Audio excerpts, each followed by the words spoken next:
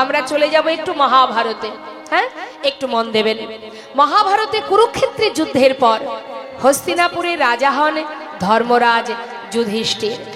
রাজা হবার পর ভগবান কৃষ্ণচন্দ্র রথে বসে পিসিমাকে ডাকছে, কুন্তি পিসিমাকে, পিসিমা এদিকে এসো। পিসিমা, সারা জীবন কষ্ট করেছো, অনেক কষ্ট করেছো। পিসিমা, জীবনের হাজার কষ্টের পর আজ তুমি রাজমাতা হয়েছ।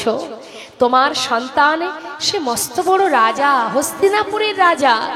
পিসিমা, জীবনের সমস্ত দুঃখ তোমার আর নেই, দূর হয়ে গেছে। তো পিসিমা, এবার আমি যাই, আমাকে বিদায় দাও।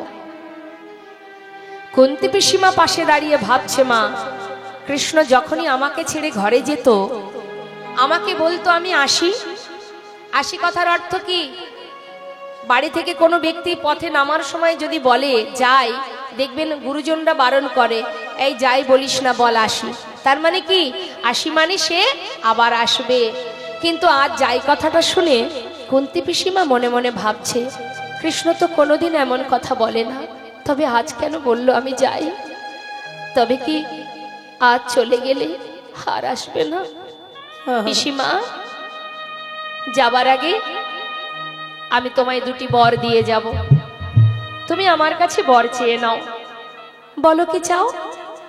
কুন্তি পিসিমা মনে মনে ভাবছে, কৃষ্ণ চলে যদি তুমি যাও, তোমাকে ধরার ক্ষমতা তো আমার নেই। তবে বর যদি দিতেই চাও, জিজ্ঞাসা করছে, কৃষ্ণ বলো পিসিমা, তুমি যাওয়ার আগে আমায় বর দেবে? হ্যাঁ, বলো তুমি কি বর নেবে? আচ্ছা কৃষ্ণ, যদি তুমি বরই দিতে চাও, আজ আমি যা চাইবো তুমি তাই দেবে তো? দেব, যা চাইবে আমি তাই দেব। পিসিমা বলো তুমি কি নেবে? কৃষ্ণ, এতদিন আমার দুঃখ কষ্ট ছিল, তাই তুমি আমার সঙ্গে ছিলে, আমার 5 পুত্রের সাথে বন্ধুর মতো ছিলে। আজ সমস্ত দুঃখের অবসান ঘটে গেছে, তাই তুমি চলে যাচ্ছ। কৃষ্ণ, তবে যাওয়ার আগে যদি তুমি বর দিতেই চাও, এই বরে দিয়ে যাও। এই সোনার সিংহাসনে পরিত্যাগ করে আর যে কটা দিন এই ধরাতে আমি বেঁচে থাকবো, জগতে আর যত দুঃখ কষ্ট যন্ত্রণা বেদনা আছে সবটুকু তুমি আমায় দিয়ে যাও। এক মুহূর্তের জন্য তুমি আমায় সুখ দিও না কৃষ্ণ। যে সুখ পেলে কৃষ্ণ হারা হতে হয়, আমি তো সে সুখ চাই না। পাশে দাঁড়িয়ে আছে ভীম। ভীম বলছে, মা, সারা জীবন আমরা কষ্ট করলাম, কত কষ্ট পেয়েছি আমরা। সবে মাত্র দাদা রাজা হলো, একটু সুখের নাগাল পেলাম।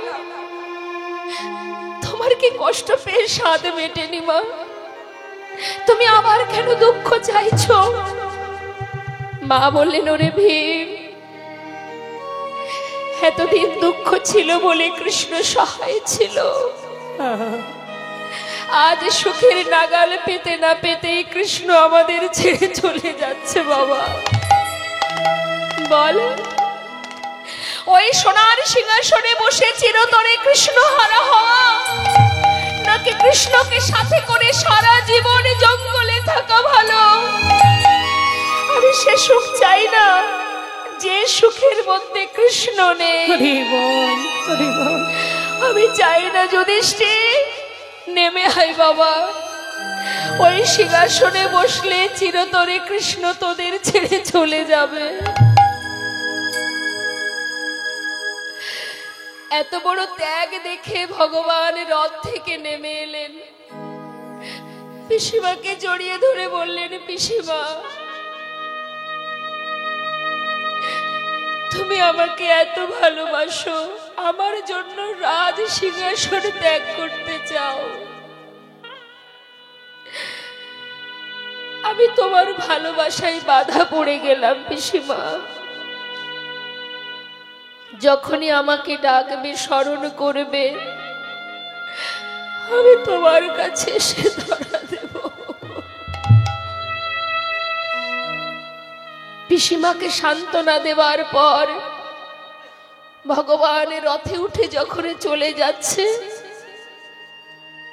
পিছন থেকে আর এক মা চিৎকার করে উঠে বললেন, মাধব, মাধব, মাধব, একটু দাঁড়াও মাধব। তাকিয়ে দেখো আমার দিকে, একটিবার পিছন ফিরে চেয়ে দেখো আমি কে, চিনতে পারছো? ভালো করে চেয়ে দেখো,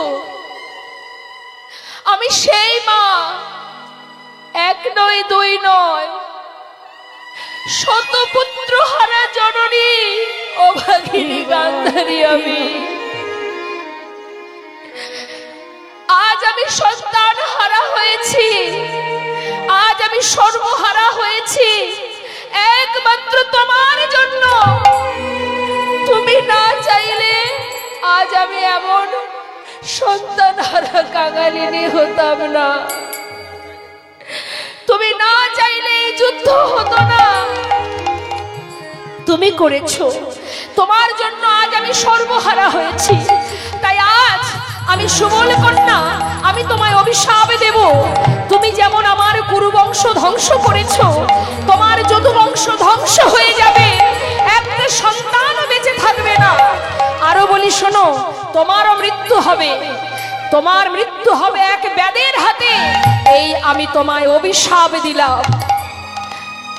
সমস্ত রাত সবাই যারা ছিলেন মা, সবাই এসে মাতা গান্ধারীকে জড়িয়ে ধরে বললেন, এমন অভিশাপ দিও না মা, ফিরিয়ে নাও। ভগবান রথ থেকে নেমে এসে বললেন, তোমরা সবাই শান্ত হও, মাকে বলতে দাও, তাকে বাধা দিও না। কেন জানো? কুরুক্ষেত্রের যুদ্ধে জয়ের আনন্দ যেমন আমি পেয়েছি, তেমন পরাজয়ের যন্ত্রণাও আমি পেয়েছি। সকল মায়ের আশীর্বাদ যেমন আমি পেয়েছি, তেমন সকল মায়ের অভিশাপ আমি মাথায় নিতে চাই।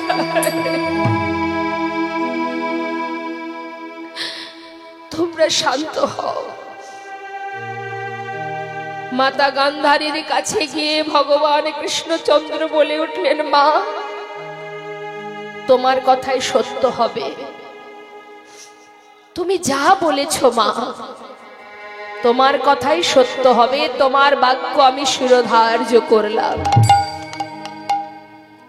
56 কোটি যদুবংশ ভগবানের সন্তান মা, তারা যখন পরিপূর্ণ যৌবন বয়স হলো, তারা এতটাই অবাধ্য হলো, গুরুজনকে সম্মান করে না, শ্রদ্ধা ভক্তি করে না। এই 56 কোটি যদুবংশের মধ্যে একটি সন্তান ছিল যার দেখতে অনেকটা মেয়েদের মতো। তাই তাকে সুন্দর করে কাপড় পরিয়ে পেটের উপরে একটা কড়া বেঁধে দিয়ে চললেন জঙ্গলে। সমস্ত মুনি ঋষি যারা সাধনায় রত যুগ যুগ ধরে, তাদের কাছে নিয়ে গেছে ওই পেটের উপরে কড়া বেঁধে সেই সন্তানকে, যার নাম শাম্ভ। যখন নিয়ে গেছে মা, ওই শাম্ভকে নিয়ে গিয়ে ওই 56 কোটি যদুবংশের সন্তানেরা মুনি ঋষিকে বলছে, এই যে ও মুনিবর, যুগ যুগ ধরে সাধনা করছো, বলো না এর গর্ভে কে জন্ম নেবে? এখন মুনি ঋষিরা কিন্তু বাবা সবই বোঝেন। বললেন, দেখ বালক, তোরা এইভাবে জ্বালাতন করিস না, আমরা সাধনা করছি, আমাদের বিরক্ত করিস না, তোরা ঘরে ফিরে যা। কিন্তু কোনো কথাই শুনছে না, সম্মান শ্রদ্ধা ভক্তি ভুলে গেছে, তারা বারবার বিরক্ত করছে। তখন সেই মুনি ঋষি বলে উঠলেন, তবে শুনে নে, এর গর্ভে যে জন্ম নেবে তার হাত দিয়ে তোদের এই 56 কোটি যদুবংশ ধ্বংস হয়ে যাবে। দেখতে দেখতে তারা সবাই ঘরে ফিরে এলো। আর তার পেটে যে কড়াটা বেঁধেছিল বাবা, সেই কড়াটা কিন্তু ফাল হয়ে প্রসবিত হলো। যেই না ফাল হয়ে প্রসবিত হলো, সেই ফালটাকে নিয়ে তারা চলে গেল গোবিন্দের কাছে। ভগবান বললেন, এই ফালটা নিয়ে ওই প্রভাস নদীর তীরে ধারে যে পাথর আছে, ওই পাথরে এটাকে ঘষে ঘষে শেষ করে দাও। তখন সেই সন্তানেরা সেই ফালটাকে নিয়ে প্রভাস নদীর তীরে গিয়ে যখন ঘষছে, মা যত ঘষছে তত ফেনা বাহির হচ্ছে, আর এই ফেনাগুলো নদীর ধার দিয়ে যাচ্ছে, আর নদীর ধার বরাবর যত যাচ্ছে তত নল খাগড়ার গাছ জন্ম নিচ্ছে। এইভাবে ঘষতে ঘষতে যখন আর এতটুকু বাকি আছে, তখন সেটাকে হাতে করে নিয়ে জলের মধ্যে ফেলে দিল। চিন্তা করছে এটুকু দিয়ে আর কি বা হবে, কিন্তু যেই না ফেলে দিয়েছে মা, সেই ছোট্ট ফালটা খেয়েছে কে? একটি মাছ, যার নাম রাঘব বোয়াল। এখন এই রাঘব বোয়াল মাছটা খাবার পর হঠাৎ এক ধীবর মাছ ধরতে এলো, জাল ফেলা মাত্রই জালের মধ্যে সেই মাছটি ধরা পড়ে গেল। রাঘব বোয়াল মাছটি তীরে তুলে তাকে কর্তন করা মাত্রই পেটের ভিতর থেকে ফালটা আবার বাইরে বেরিয়ে এলো। সেই ফালটা নিয়ে ধীবরেরা কি করবে? আমার ধীবর মানে কি জানেন তো? যারা মাছ ধরে। হ্যাঁ, এখন সেই ফালটাকে নিয়ে ধীবর কি করবে না, সে একটা জঙ্গলের মধ্যে ফেলে দিয়েছে। যেই না ফেলে দিয়েছে মা, সেই ফালটাকে কুড়িয়ে পেয়েছে এক ব্যাধ। সেই ব্যাধকে জরা নামের এক ব্যাধ। তা এই যে জরা, এই জরাকে চলে যাব একটু রাম অবতারে। প্রভু রামচন্দ্র মা সীতাকে উদ্ধার করার সময় বালিকে পিছন থেকে তীর মেরে হত্যা করেছিল। ক্ষত্রিয় যারা হয় তাদের স্বভাব কি? তারা জয়লাভ করবে কিভাবে? যুদ্ধ করে, যুদ্ধে জয়লাভ, সামনাসামনি। কিন্তু প্রভু রামচন্দ্র মা সীতাকে উদ্ধার করবার কারণে বালিকে হত্যা না করলে কিন্তু তিনি মাকে উদ্ধার করতে পারতেন না। সেই কারণে বালির পিছন থেকে তীর মেরেছিল। কিন্তু বালির সন্তান মানে বালিপুত্র যে অঙ্গদ, সে কিন্তু জানতো না যে কে আমার পিতাকে মেরেছে। প্রভু রামচন্দ্রকে মা সীতার উদ্ধারের জন্য বিভিন্নভাবে সহযোগিতা করেছিলেন। তাই প্রভু খুশি হয়ে অঙ্গদকে বলেছিল, অঙ্গদ, তুমি আমার কর্মে এতটাই নিযুক্ত ছিলে, সীতাকে উদ্ধার করার জন্য তুমি যেভাবে আমাকে সহযোগিতা করেছো, আমি সন্তুষ্ট তোমার সেবায়, তুমি আমার কাছে বর চেয়ে নাও।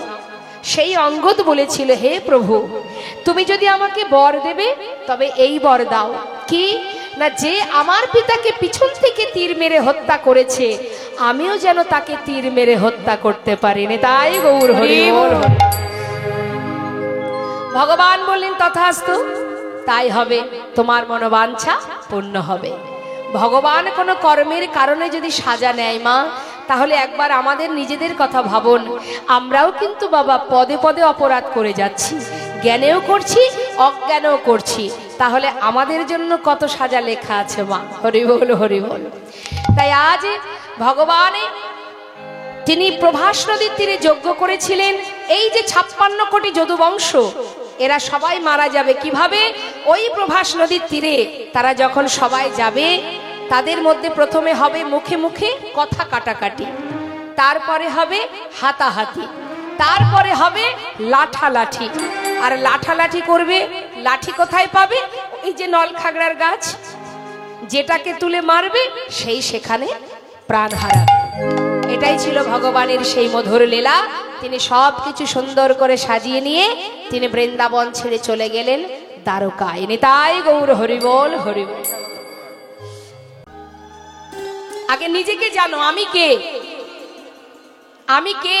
এই দেহটা কিন্তু আমি নই। এই যে দেহটা আমাদের, যার এত যত্ন, সেটা কিন্তু আমি নই। আমি মানে যেটা যাওয়া আসা করছে, ওটা হলো আমি। যেটা আসা যাওয়া করছে বলে আমি এখনো দাঁড়িয়ে আছি। যেদিন আর চলাফেরা করবে না, সেদিন আর আমি থাকবো না, কিন্তু দেহটা থেকে যাবে। এটা তো প্রকৃতির সৃষ্টি। এ যেমন প্রকৃতি দিয়েছে আবার কেড়েও নেবে। তাহলে যিনি এখানে পাঠিয়েছেন এই যে শ্বাস প্রশ্বাস, এটাই হলো আমি। আমি চলে যাব, আমার মৃত্যু নেই। জেনে রাখুন, আমার কিন্তু মৃত্যু নেই, আমার কোনো রং নেই, আমার কোনো নাম নেই। আমার কোনো ক্ষয় নেই, দেহের ক্ষয় আছে, আমার নেই।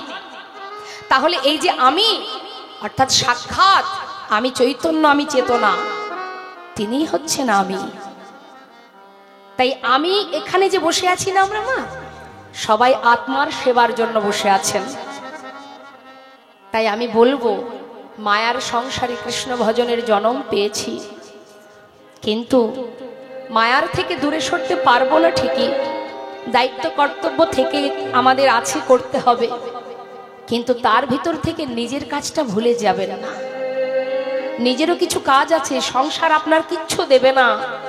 জীবনের শেষের খাতায় গিয়ে দেখবেন সবই থেকে যাবে, আপনি খালি হাতে ফিরছেন।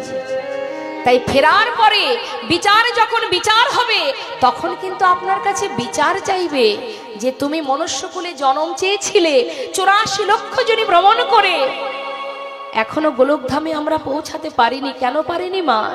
বৃক্ষকুল, কীটকুল, পক্ষীকুল, পশুকুল, সব কুলে জন্ম নিয়েছি আর ভগবানের কাছে কেঁদেছি, হে দয়াময়, পশুকুলে জন্ম দিলে তোমায় ডাকতে পারবো না? পশুকুলে জন্ম দিলে, কীটকুলে জন্ম দিলে, বৃক্ষকুলে জন্ম দিলে তোমার চরণে পৌঁছাতে পারবো না? যদি তুমি আমাদের মানব কুলে দাও, যে জন্ম পেলে তোমার চরণ ধরে দুফোঁটা চোখের জলে দিতে পারবো রে বোন, যে জন্ম পেলে তোমাকে দুহাত দিয়ে পুষ্প প্রদান করতে পারবো, যে জন্ম পেলে নিজে হাতে তোমাকে খাওয়াতে পারবো, সেই জন্ম তুমি দাও। মানব কুলে জন্ম পেলে যদি তোমায় ভালোবাসতে পারি,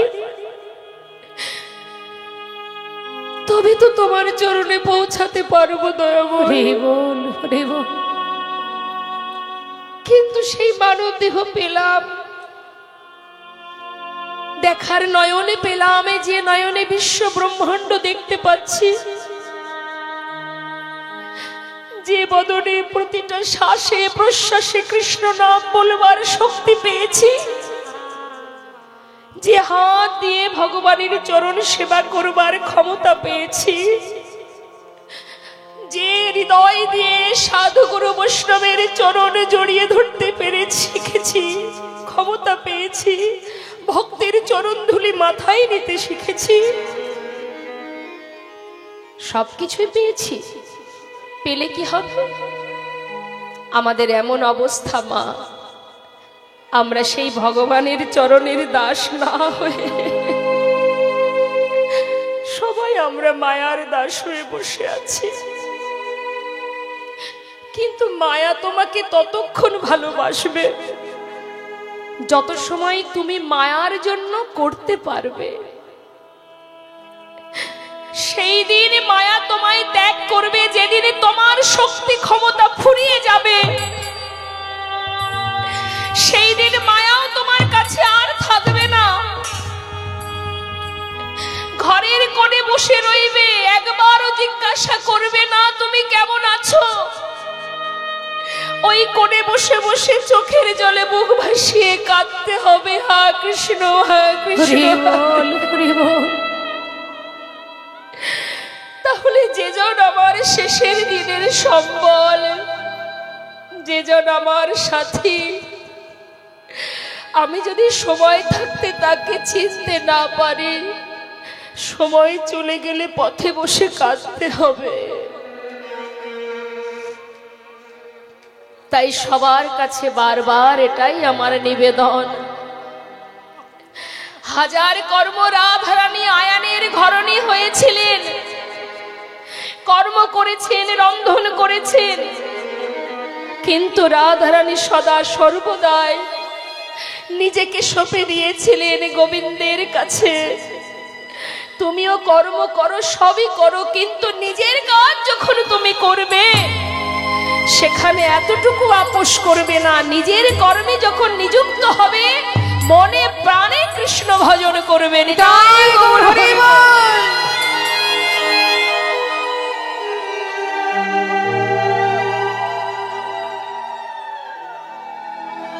উত্তম সময়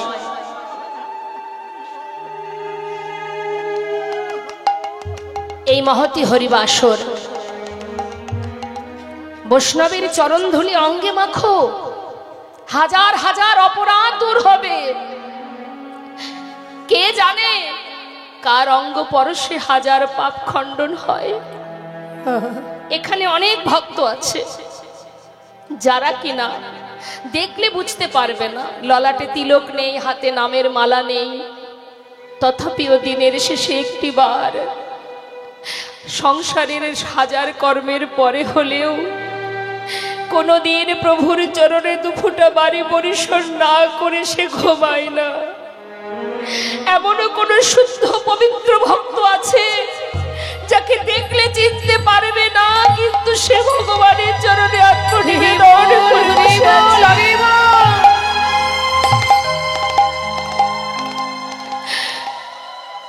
তাই বৈষ্ণব মহাজন বললেন, সময় করিয়া পত্রী ধরিয়া যেবা চলে দ্রুত গতি, সময়ের শেষে অনায়াসে সেজন্য চলে যায় আপন বাসতে। সময় থাকতে বুঝতে শেখো, জানতে শেখো কি আমার করণীয়, আমি কি করছি, কি করা উচিত, কোনটা আমার কোনটি আমার নয়। সময় গেলে আর পাবে না। করুণাময় গৌর হরি ভগবান একবার নয় মা, এই পৃথিবী যার সৃষ্টি, এই জীব জগৎ যিনি সৃষ্টি করেছেন, সেই ভগবান কিন্তু জীব জগৎকে সৃষ্টি করার পরে সে কিন্তু চুপচাপ বসে নেই, আছে কি? যুগে যুগে তিনি এসেছেন, একবার নয় 4 বার এসেছেন। এসে কি করেছেন? আমাদের মতো জীবকে উদ্ধারের জন্য ধর্ম প্রচার করেছেন। কুরুক্ষেত্রের কথা একবার চিন্তা করুন। ধর্মযুদ্ধ, ধর্মকে রক্ষা করার জন্য, জীবকে উদ্ধার করার জন্য, অন্ধকার থেকে আলোর পথ দেখাবার জন্য। সবাই আমরা অন্ধকারে ডুবে আছি, সবাই আমরা ঘোর অন্ধকারে ডুবে আছি। আমাদের জ্ঞান শূন্য হয়ে আমরা অজ্ঞান হয়ে পড়ে আছি। কেউ কিন্তু আমরা জ্ঞানী নই, সবকটাই অজ্ঞান হয়ে গেছি আমরা।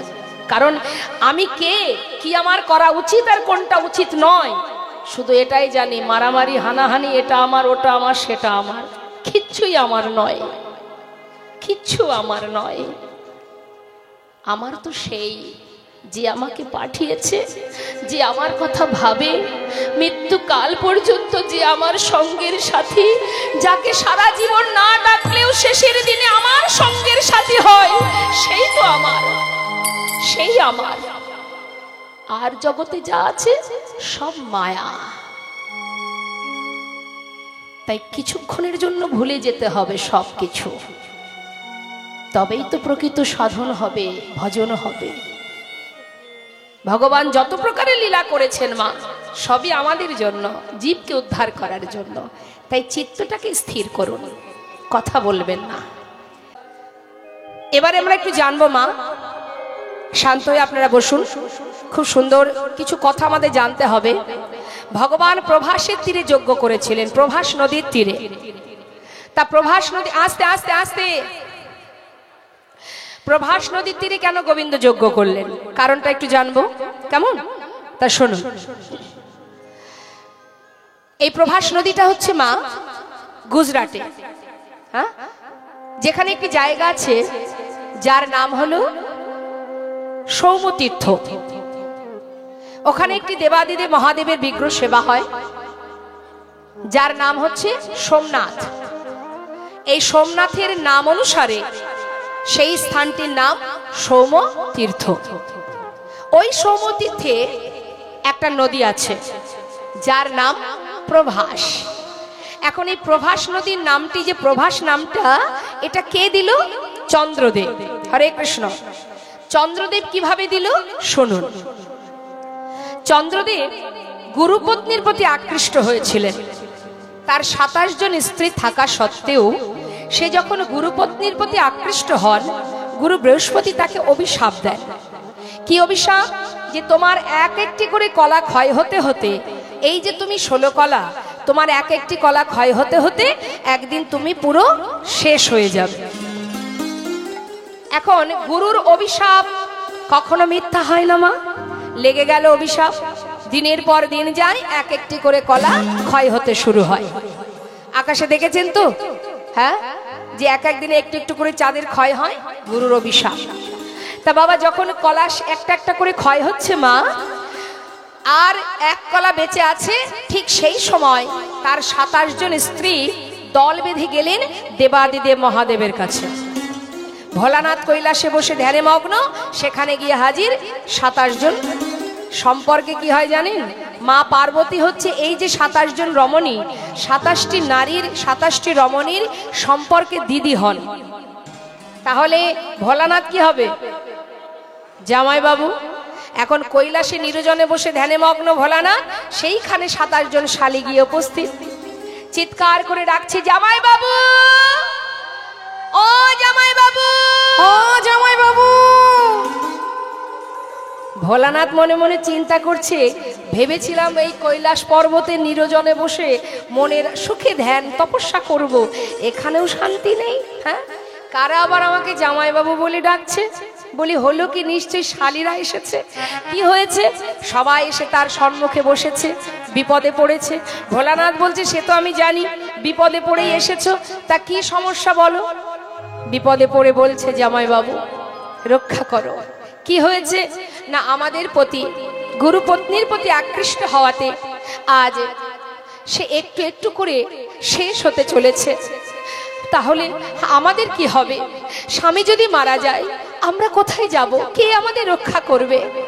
ভোলানাথ বললেন, তাহলে এক কাজ করো, সত্যি তো বিপদ, তাহলে এই স্বামীর যদি একটি কলাও বেঁচে থাকে, আমার মাথায় যে জটা আছে, এই জটার মধ্যে গঙ্গা আছে, গঙ্গার ভিতরে রেখে দাও, রেখে দিয়ে তোমরা সবাই মিলে গুরুর কাছে যাও, গিয়ে তার কাছে গিয়ে তোমার পতির প্রাণ পুনরায় ফিরে পাওয়ার জন্য তার চরণ ধরে কাঁদো।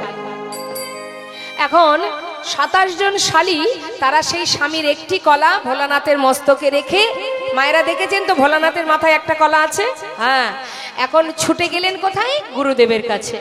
গুরুদেবের কাছে গিয়ে যখন সবাই মিলে কাঁদছে, গুরুদেব বললেন, সত্যি তো, তোমরা তো কোনো অপরাধ করোনি। হ্যাঁ গুরুদেব, পতি যদি মারা যায় তাহলে আমরা কোথায় যাব? আমাদের মান কে রাখবে? আমরা নারী জাতি, আমাদের রক্ষা করবে কে? তখন গুরুদেব বললেন, দেখো, যদি কোনো একটি কলাও বেঁচে থাকতো আমি একটা উপায় তোমাদের দিতাম, কিন্তু আর তো কিছু করার নেই, সে তো শেষ। গুরুদেব আপনি উপায় তো বলুন, তারপরে যা হবে হবে। বলছে, যদি একটি কলাও বেঁচে থাকে তাহলে সেই একটি কলা ওই সৌমতীর্থে যে নদী আছে ওখানে স্নান করালে তাহলে সে পুনরায় আবার পুণ্যজ্যোতি ফিরে পাবে। এই কথা শোনা মাত্রই ভোলানাথের মস্তক থেকে সেই একটি কলা নিয়ে যখন সেই নদীতে স্নান করালো, সঙ্গে সঙ্গে চন্দ্রদেব আবার পুণ্যজ্যোতি ফিরে পায় মা। এই যেই না পুণ্যজ্যোতি ফিরে পেল, সঙ্গে সঙ্গে চন্দ্রদেব আশীর্বাদ স্বরূপ বললেন, ওরে তোর কারণে আজ আমি পুণ্যজ্যোতি ফিরে পেয়েছি, তাই আজ আমি তোকে আশীর্বাদ করলাম, তোকে নাম দিলাম প্রভাস, প্রভা যুক্ত আস। পুনরায় আবার আমি নিজেকে ফিরে পেয়েছি, আমার জ্যোতি ফিরে পেয়েছি, তাই তোর নাম দিলাম প্রভাস। কিন্তু এই প্রভাস নদী আবার এক মুনির কাছ থেকে অভিশপ্ত হয়েছিলেন মা। কিভাবে? মুনিপুত্র যার নাম চিত্রঙ্গদা, সে গিয়েছিল তৃষ্ণা নিবারণ করতে। তৃষ্ণা নিবারণ করতে যখন জলে নামে, ওই জলের মধ্যে ছিল একটা কুমির। সে সেই সন্তানকে তার চপাটা ধরে জলের ভিতরে নিয়ে গিয়ে তাকে খেয়ে ফেলে।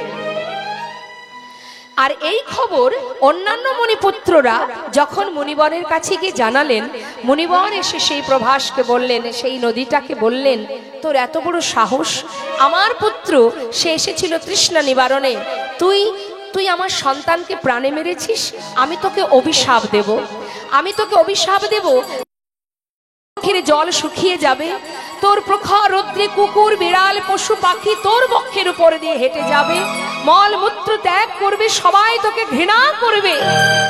তখন স্বয়ং প্রভাস নিজে মূর্তি ধারণ করে করজোড়ে বলেছিল, মুনিবর আমাকে অভিশাপ দেবেন না, আমি তো কোনো অপরাধ করিনি।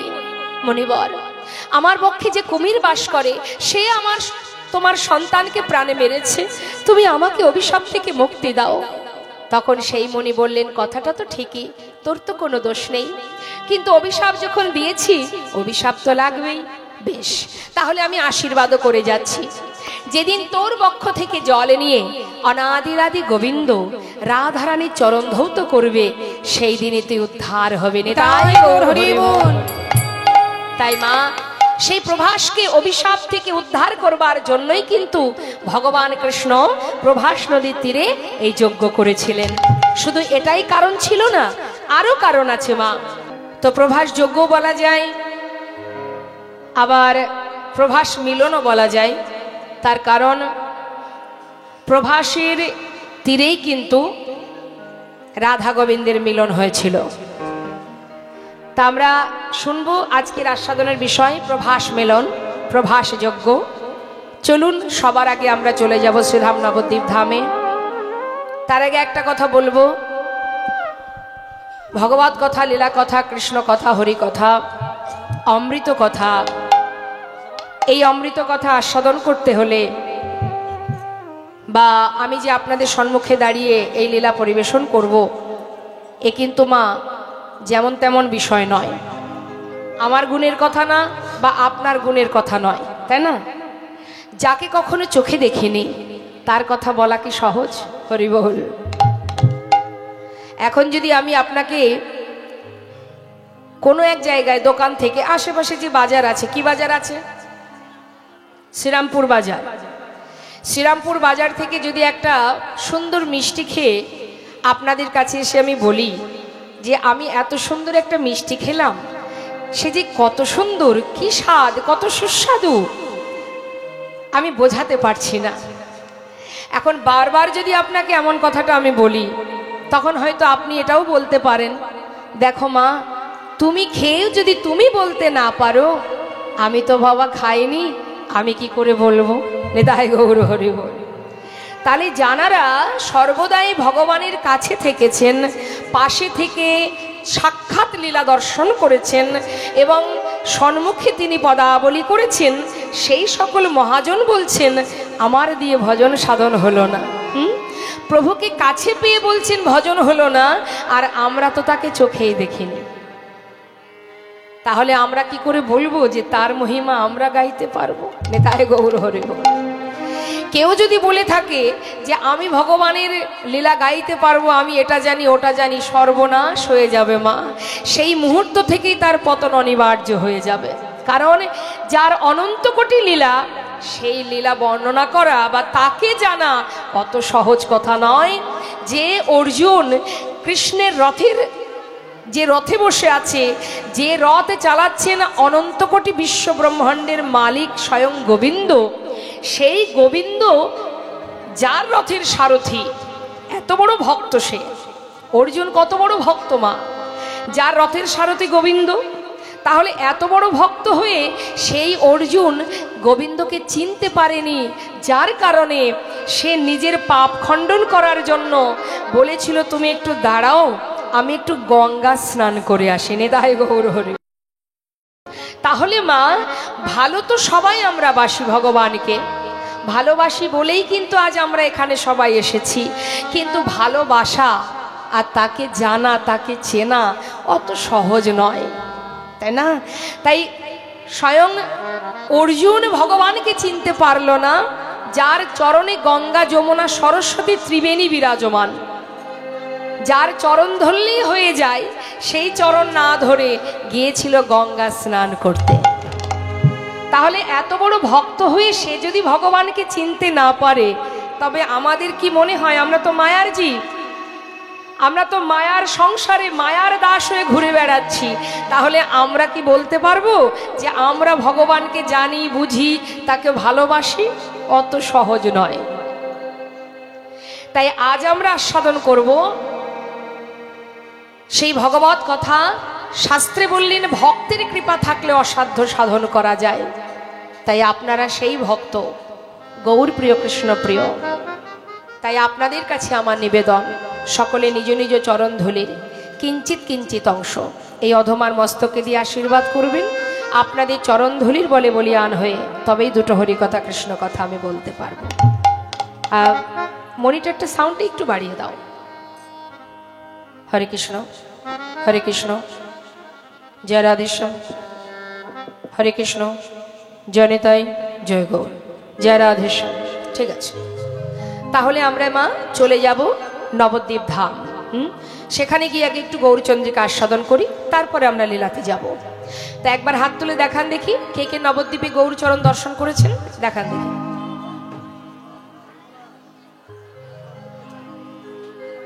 আচ্ছা, যারা হাত তুলেননি তাদের কি যাওয়া হয়নি?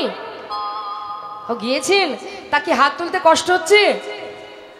কষ্ট হলে আর তুলতে হবে না, থাক। ভগবানের নাম গুণকীর্তন আস্বাদন করতে বসে ভগবানের চরণে দুহাত তুলে একটু আত্মনিবেদন করব, তাতেও আমাদের কষ্ট। দেখবেন মা, আমরা সর্বদাই সুখের কামনা করি, কোথায় গেলে সুখ পাবো, ঘরে সুখ, বাইরে সুখ। হরিবাসরে আসলে দেখবেন অনেকে খুঁটি খোঁজে, কোথায় একটু খুঁটি পাবো, একটু হেলান দিয়ে বসবো। সুখ সুখ আর সুখ, সুখ ছাড়া এতটুকু দুঃখ আমাদের ভালো লাগে না। হ্যাঁ, তা ঠিক আছে, হেলান দিয়ে বসেন, অসুবিধা নেই, কিন্তু কর্ম তো করতে হবে, আমার জন্য নয়, যার যার নিজের চিন্তা করে কর্ম করতে হবে। তাই প্রত্যেকেই যখনই জয়ধ্বনি হরিধ্বনি হবে দুহাত তুলবেন, মায়েরা উলুধ্বনি, আর আমার বাবা ভক্ত যারা আছেন তারা দুবাহু তুলে জয়ধ্বনি একবার প্রাণ ভরে সবাই মিলে নিতাই গৌর হরিবল হরিবল হরিবল। জয় রাধে। মহাজন বললেন, সুরধ্বনির তীরে আজ গৌর কিশোর নাম যজ্ঞ করিবেন বলে আনন্দে বিভোর। হরিবল হরিবল। করুণাময় গৌর সুন্দর তিনি হরিনাম যজ্ঞ করবেন মা। জীবের ঘরে ঘরে হাতে ধরে পায়ে ধরে হরিনাম দিয়েছেন। নদিয়ার পথে পথে, অলিতে গলিতে, হাটে মাঠে ঘাটে সব জায়গায় তিনি হরিনাম দিয়েছেন। সমস্ত জায়গায় হরিনাম দেওয়ার পরেও আজ আমার প্রভুর মনে হলো যে তিনি হরিনাম যজ্ঞ করবেন। নিতাই গৌর হরিবল। তা হরিনাম যজ্ঞ যিনি করবেন মা, দেখুন এই যে মহামন্ত্র, এত কষ্ট, এত দুঃখ, এত যন্ত্রণা সয়েছেন আমার গৌর সুন্দর শ্রীধাম নবদ্বীপের মাঝে। যখন তিনি হরিনাম প্রচার করতেন, নবদ্বীপের বড় বড় পণ্ডিতগণ, মস্ত বড় বড় পণ্ডিত, যারা কিনা এই হরিনাম বন্ধ করার জন্য বিভিন্নভাবে চেষ্টা করে গেছেন, কি করে নিমায়ের মুখের এই হরিনাম বন্ধ করা যায়, কিন্তু পেরেছিল কি? পারেনি। মহাপ্রভু তিনি যখন হরিনাম প্রচার করতেন মা, তার আগে আরো একজন হরিনাম দিতেন। তিনি কে? তিনি হচ্ছেন হরিদাস ঠাকুর। প্রভু আসার আগে এসেছেন। এই হরিদাস ঠাকুর যখন নাম প্রচার করতেন এই নবদ্বীপের মাঝে যখন এসেছিলেন মা, সেই সময় নবদ্বীপের রাজা ছিলেন নবাব হোসেন শাহ। এই নবাব হোসেন শাহ তিনি কিন্তু নিমায় আহা হরিদাস ঠাকুরের মুখে হরিনাম বন্ধ করবার অনেক চেষ্টা করেছিল। কত আঘাত সয়েছে হরিদাস ঠাকুর, তথাপিও কিন্তু নাম প্রচার করতে ছাড়েনি। তাই মহাজন বললেন, জগতে যত রকমের ধর্ম আছে, আমাদের এই ইহ জগতে, এই মর্তে যত রকমের ধর্ম আছে, কেউ শক্তি সাধনা করে, কেউ সৌর সাধনা করে, কেউ ঠাকুর অনুকূলকে ভালোবাসে, কেউ লোকনাথকে ভালোবাসে, কেউ আবার গণেশ পূজা, কেউ লক্ষ্মী পূজা ইত্যাদি ইত্যাদি বিভিন্ন রকমের মত আছে, তাই না মা? কিন্তু জেনে রাখবেন, শাস্ত্রে বললেন কলিযুগে নাম ছাড়া নাহি আর ধর্ম, সর্বধর্ম সার নাম এই শাস্ত্র মর্ম। সর্বধর্ম সার, সমস্ত ধর্মের সার হলো এই মহামন্ত্র। নিতাই গৌর হরিবল হরিবল। তাহলে আমাদের মাথায় রাখতে হবে মা, আমরা যে পথেই যাই না কেন, যেদিকেই যাই না কেন, পারের কাণ্ডারি কিন্তু সেই বিপদ ভঞ্জন মধুসূদন। পার হতে গেলে তার চরণ শরণ নিতেই হবে। তাই তুমি যেখানে থাকো, যেমনই থাকো, যেভাবে থাকো না কেন। শুধু তাই নয়, শাস্ত্রে আরো বললেন, অন্যান্য যুগে ভগবানকে পেতে গেলে যে কষ্ট, যে সাধনা করতে হতো, যেমন মনে করুন ধ্যান, তপস্যা, যাগ, যজ্ঞ, পূজা অর্চনা, কৃত্যে যদ্ধায়ত বিষ্ণু, ত্রেতায় যজ্জত মোক্ষ, দাপরে পরিচর্যং কলো তদ্ধরি সংকীর্তন। হরিনাম, হ্যাঁ, তো এই যে হরিনাম আমরা করব, কলিযুগে হরিনাম যে আমরা করব, কেন করব হরিনাম? হরিনাম করলে কি হবে? হরে কৃষ্ণ। মহাজন বললেন, দান ব্রত তপতীর্থ ক্ষেত্রাদি নাঞ্ছা যায় স্থিতা, সত্যয় দেব মহাতং সর্ব পাপ হর শোভা রাজস্ব অশ্বমেধানং জ্ঞান আধ্যাত্ম বস্তন আকৃষ্য হরিনামে স্থপিত শেষ নামেশ। ভালো করে বুঝিয়ে দিই, একটু মনটাকে স্থির করে শুনবেন। কি বলছে? দান করো, তার একটা পুণ্য অর্জন হয়। যদি কেউ ব্রত করে তাতেও একটা পুণ্য অর্জন হয়, তাই তো মা? আমরা যা কিছু করি না কেন, ধর্মীয়মূলক যত রকমের কাজ আছে সমাজে, প্রত্যেকটা কাজের পিছনে কিন্তু একটা আপনি ভগবানের একটা আশীর্বাদ লাভ করছেন, একটা পুণ্য অর্জন করছেন, তাই তো? তাহলে ব্রত করলে পুণ্য হয়, দান করলে পুণ্য হয়, তীর্থে গেলে পুণ্য হয়, আপনি যদি সাধনা করেন তাতেও পুণ্য হবে। যে কাজে তুমি করো না কেন, যদি তুমি যজ্ঞ করো তাতেও পুণ্য অর্জন হয়। তাহলে যত রকমের ধর্মীয় কাজ আছে সব কিছুর পিছনে একটা পুণ্য তুমি অর্জন করছো, প্রভুর কৃপা লাভ করছো। কিন্তু শাস্ত্রে বললেন জগতে যা কিছুই করো না কেন, প্রত্যেকটি ধর্মে প্রত্যেকটি কর্মের আলাদা আলাদা পুণ্য অর্জন হয়। কিন্তু কেউ যদি হরিনাম করে, মহামন্ত্র জপ করে, জগতে যত রকমের পুণ্য আছে সমস্ত পুণ্য এক হরিনামেই লাভ করা যায় না। হরি বল হরি। তাহলে শাস্ত্রে বললেন সমস্ত ধর্মের পুণ্য ফল লাভ করা যায় একমাত্র জীব যদি মহামন্ত্র হরিনাম মহামন্ত্র জপ করে। এই হরিনাম মহামন্ত্র হরিদাস ঠাকুর বলেছিলেন, খণ্ড খণ্ড করো যদি যাক দেহ মন প্রাণ, তথাপি না বদনে না ছাড়িব কৃষ্ণ নাম। অর্থাৎ আমাকে মারো, বর্তমান সমাজের হালচাল তো সবই আপনারা বুঝতে পারছেন, কিন্তু একটা কথা মাথায় রাখবেন, যদি আপনি থাকেন, যদি আপনি ভগবানকে ভালোবেসে থাকেন, জীবনে কোনো বাধা, কোনো ভয়, কোনো কিছুর কারণে যেন নিজের আদর্শ থেকে পিছিয়ে যাবেন না। কারণ আজ আপনি ভয়ে পিছিয়ে যাবেন, কাল আপনাকে ঘুরে ফিরে তার চরণেই আসতে হবে, তাই তো মা? কারণ তিনিই তো সর্বশ্রেষ্ঠ, তারই সৃষ্টি ধরা, তারই সব, তিনিই তো সেই আদি পুরুষ। যে ধর্ম, যে সনাতন ধর্ম আমাদের সমাজের এই পৃথিবীর শ্রেষ্ঠ ধর্ম, আদি ধর্ম, তারপরে বিভিন্ন রকম হয়েছে যা হয়েছে, কিন্তু আদি ধর্ম তো এই সনাতন ধর্ম। যাবে কোথায়? পালাবার পথ নাই। হ্যাঁ, ঘুরে ফিরে যদি তার চরণেই শরণ নিতে হয়, তুমি সুখে রাখলেও আমি রাজি, দুঃখে রাখলেও আমি রাজি। নিতাই গৌর হরি বল। তাই মা, নিজের আদর্শ থেকে, নিজের চিন্তা ভাবনা থেকে কখনো পিছিয়ে যেতে নেই। হ্যাঁ, আজ মহাজন বললেন তুমি যেখানে থাকো, যেমন অবস্থায় থাকো, যেভাবে থাকো, কোনো দুঃখ নেই।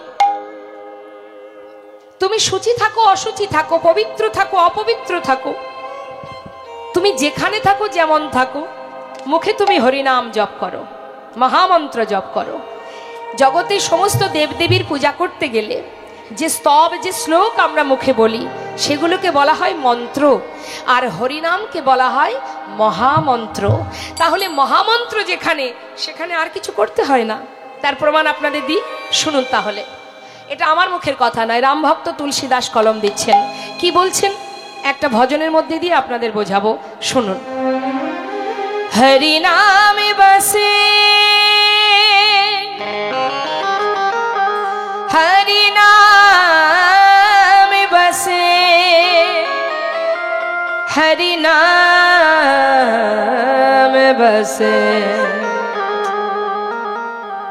जिनके हृदय हरि नाम बसे, जिनके हृदय हरि नाम बसे, जिनके हृदय हरि नाम बसे, जिनके हृदय हरि नाम बसे, तिन यार का नाम लिया ना लिया, तिन यार का नाम लिया ना लिया रे, जिनके हृदय हरि नाम बसे, जिनके हृदय हरि नाम बसे।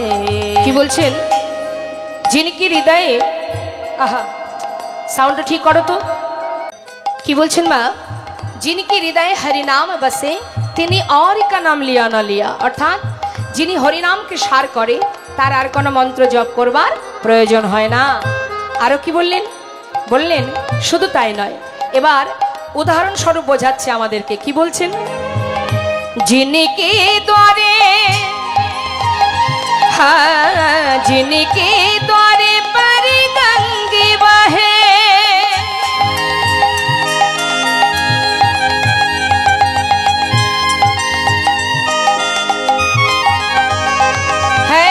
जिनकी द्वारे पर गंगे बहे, तिन्हीं को बीकानेर पिया ना पिया, आह को बीकानेर पिया ना पिया रे। जिनके हृदये हरि नाम बसे, जिनके हृदये हरि नाम बसे। বললেন जिनकी द्वार पर गंग बहे, যদি কারোর কাছে গঙ্গা বাঁধা থাকে সে কি আর সেই গঙ্গা ফেলে পাতকুয়ার জলে যাবে? হ্যাঁ যাবে না। বললেন जिनके द्वार पर गंग बहे, তিনি খুব কানের পিয়া না পিয়া। আর কি বলছেন? বলছেন जिने काम किया, काम किया, जिने काम किया परिमरत का,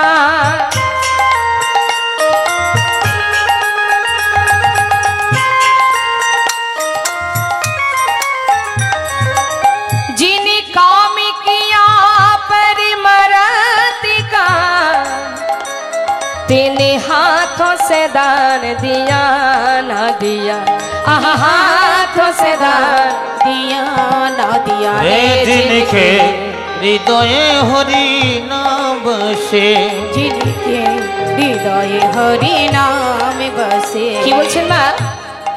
কেউ যদি পরমাত্মার সেবা করে, পরমাত্মা মানে, পরমাত্মা মানে কি?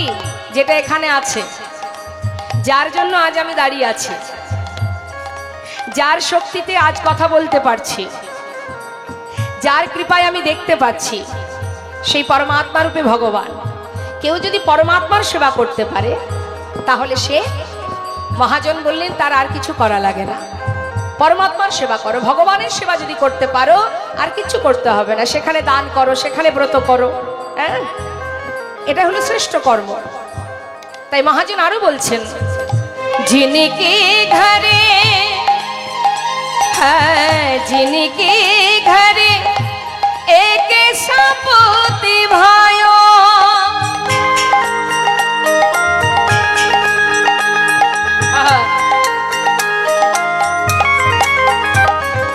जिनके घरे एक सपूती भायो,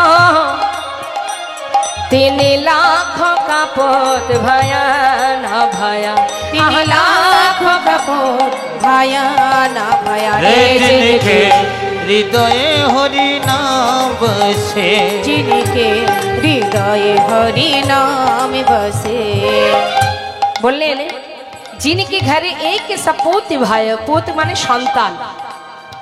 রাম ভক্ত তুলসীদাস বলছেন কারোর ঘরে যদি একটা কৃষ্ণ ভক্ত সন্তান জন্ম নেয়, সেই একটা কৃষ্ণ ভক্ত সন্তানের কারণে তার 21 পুরুষ উদ্ধার হয়ে যায়। কিন্তু কারোর ঘরে যদি একটি কুপুত্র জন্ম নেয়, সেই একটি কুপুত্রের জন্য তার 14 পুরুষ নরকে চলে যায়। তাহলে আমরা তোমায় একের জায়গায় 5টা সন্তানের আশা করি, তাই না? আগেকার সময় ঠাকুমা দিদিমাদের দেখতাম 5টা 7টা করে সন্তান।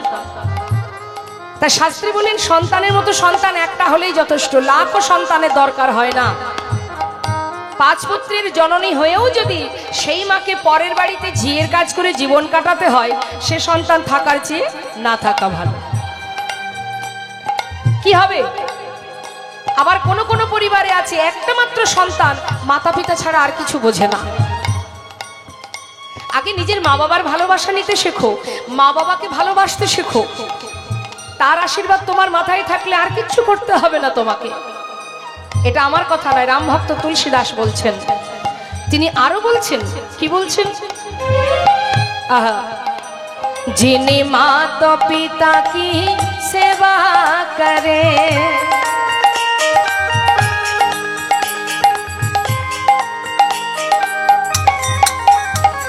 যিনি মাতা পিতা কি সেবা করে,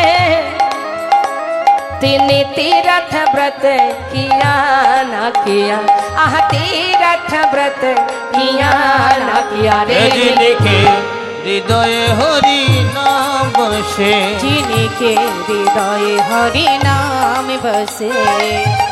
কি বলছেন বাবা?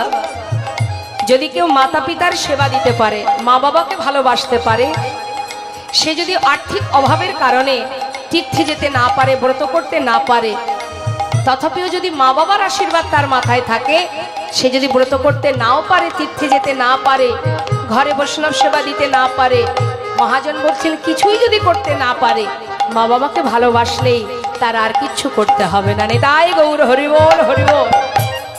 আর যদি কেউ মা বাবাকে ভালোবেসে তাকে সঙ্গে করে নিয়ে নানা তীর্থ ধর্ম যেতে পারে, যদি ব্রত করতে পারে, সেটা আলাদা বিষয়। কিন্তু মা বাবাকে বাদ দিয়ে কোনো কিছু করা কোনো সন্তানের উচিত নয়। তাতে কি হবে? ভগবানও সন্তুষ্ট নয়। তুমি লাখ লাখ টাকা ডোনেশন করলেও যদি তোমার মাতা পিতার ভালোবাসা তুমি না পাও, তোমার সব কিছুই বৃথা। নেতাহে গৌর হরি বল। তাই এটা আমার কথা নয়, রাম ভক্ত তুলসীদাস কি বলছেন। आहा जिनके द्वारे, आहा जिनके द्वारे पर गंगे बहे, तिनको बीकानेर पिया ना पिया, जिन काम किया परमरथ का, तिन हाथों से दान दिया ना दिया। जिनके घर एक सापूत भाया, तीन लाखों का पूत भाया ना भाया, जिन काम किया, जिन माता पिता की सेवा करे, तीन तीरथ व्रत किया ना किया। तुलसीदास विचार कहे,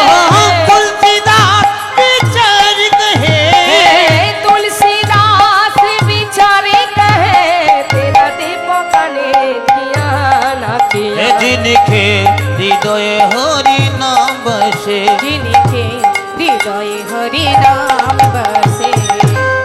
হরিনামকে যদি সার করতে পারো আর তোমাকে কিচ্ছু করতে হবে না, মহামন্ত্র জপ করো। তা আমি একটু চাইবো আপনারা সবাই মিলে একবার মহামন্ত্র গাইবেন আমার সঙ্গে। কি মা, পরপর কয়েকদিন ধরেই তো হরিনাম করেছেন, আমি চাইবো আজ এই মুহূর্তে এই সাধুর বাজারে বসে সবাই মিলে প্রাণ ভরে একবার মহামন্ত্র জপ করুন। কি সবাই গাইবেন তো হরিনাম?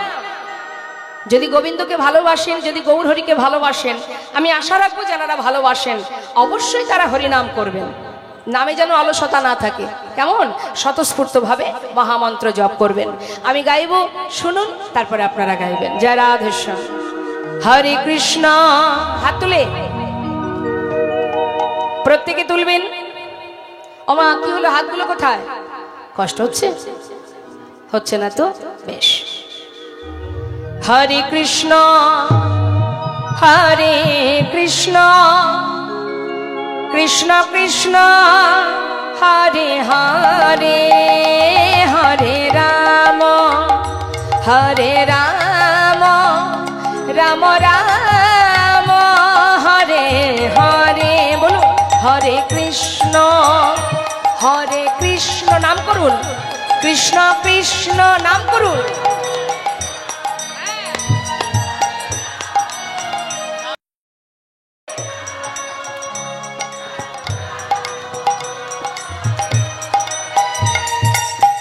খুব মিষ্টি কণ্ঠ, খুব সুন্দর, কিন্তু আমার মনে হচ্ছে একেবারে খোলা কণ্ঠে আপনারা হরিনাম করছেন না, সুরের মধ্যে কৃপণতা আছে। আমি চাইবো উচ্চস্বরে মহামন্ত্র জপ করতে হয়, হ্যাঁ, সংকীর্তন মানে যেটা সকলে মিলে গাওয়া হয়, তার মধ্যে অলসতা জড়তা থাকবে না। সবাই মিলে উচ্চস্বরে দেখি, দুহাত তুলে প্রাণ ভরে, হ্যাঁ। হরে কৃষ্ণ কৃষ্ণ কৃষ্ণ হরে হরে, হরে রাম রাম রাম হরে হরে। বলুন হরে কৃষ্ণ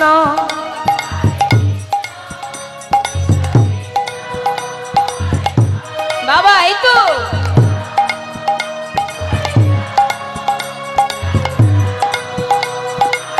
খুব সুন্দর। হরে কৃষ্ণ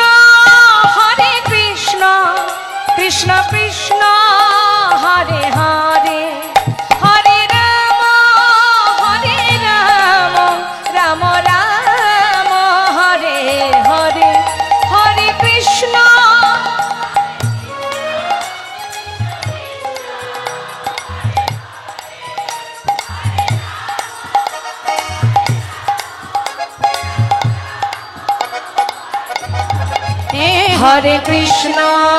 হরে কৃষ্ণ কৃষ্ণ কৃষ্ণ হরে হরে, দুহাত তুলে নিতাই গৌর হরি বল হরি বল। হরে রাম রাম রাম হরে হরে, হরে কৃষ্ণ কৃষ্ণ কৃষ্ণ হরে হরে, হরে রাম রাম রাম হরে হরে। হরে কৃষ্ণ কৃষ্ণ কৃষ্ণ হরে হরে, নিতাই গৌর হরি বল গৌর হরি বল হরি বল। রাম রাম হরে হরে, হরে নাম এই বুকে বলম কল নাস্তেব গতির অন্যথা। এই যে মধুর হরিনাম যজ্ঞ মা, এখন গৌর হরির মনে ইচ্ছা যে এই যজ্ঞ করবেন। তিনি কোথায় করবেন? সুরধ্বনির তীরে। এখন সুরধ্বনির তীরে যজ্ঞ করবার আগে তিনি চিন্তা ভাবনা করছেন যে কার কাছ থেকে আমি পরামর্শ নেব, যজ্ঞ যে করব। যদি আপনারা বাড়িতে কোনো ধর্মীয় অনুষ্ঠান করেন তাহলে আপনারা গুরুজনের কাছ থেকে পরামর্শ নেন তো। তা আমার গৌর হরি তিনি নিজে আচরণ করে আমাদের মতো জীবকে শিক্ষা দিচ্ছেন, তিনিও কিন্তু পরামর্শ নিচ্ছেন কার কাছ থেকে? তার গুরুজন বলরাম যিনি নিত্যানন্দ প্রভু। তা দাদা নিত্যানন্দ প্রভুকে কাছে ডেকে দাদার কাছ থেকে পরামর্শ নিচ্ছেন আমার গৌর সুন্দর, যে দাদা তুমি বলে দাও আমি সুরধ্বনির তীরে যজ্ঞ করব, কিভাবে করতে হবে। তখন মহাজন পদাবলিতে বলছেন, দাদা নিত্যানন্দ শনে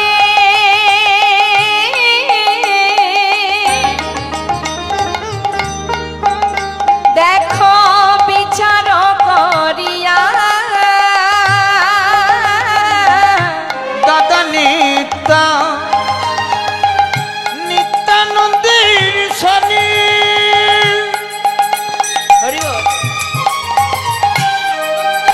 দেখো বিচার করিয়া, আজি নিমন্ত্রণের লাগি প্রভু শ্রীবাসে পাঠাইলা, আজি নিমন্ত্রণের লাগে প্রভু দেখো শ্রীবাসে পাঠাইলা, পরামর্শ করিলা